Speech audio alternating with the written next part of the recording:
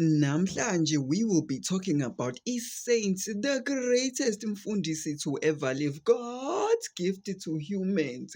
We will be talking about sanibonani, ngiye ngizwe kuthiwa the truth shall set you free. So lalela mntomnyama, God's gift to humans.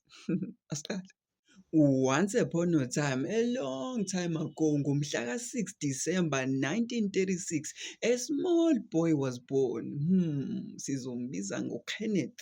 Understand ukuthi uKenneth wazalwa during the time kukhona i-Great Depression e-America. Understand ukuthi ngaleso sikhathi almost everyone wayehlupheka. UKenneth was no different kwanaye. He grew up under that poverty. Umndeni wakubo beyihluphekela because of i-Great Depression. Throughout i-childhood yakhe yonke, uKenneth grew up kule poverty. Understand ukuthi abazali bakhe babezama to put food on the table, but it was very hard because at that time wonke umuntu wase-America was living with poverty, bephiliswa uhulumeni. Now uKenneth yonke lento yamshape to becoming the man he is, ngoba esamncane esamngaka, he had that idea yokuthi no, only uNkulunkulu can save me.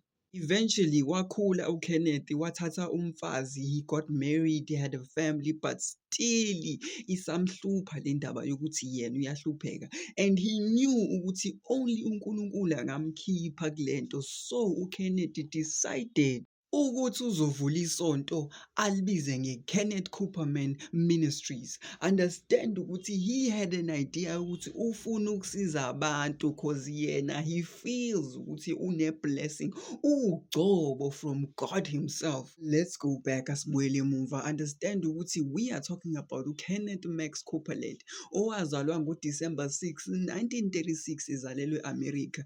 uKenneth uyipastor, uyi-televangelist, uyi-author, uyi-speaker se-motivation. Understand ukuthi he founded i-Kenneth Copeland Ministries, i-KCM, futhi utholakala eTexas, e-America.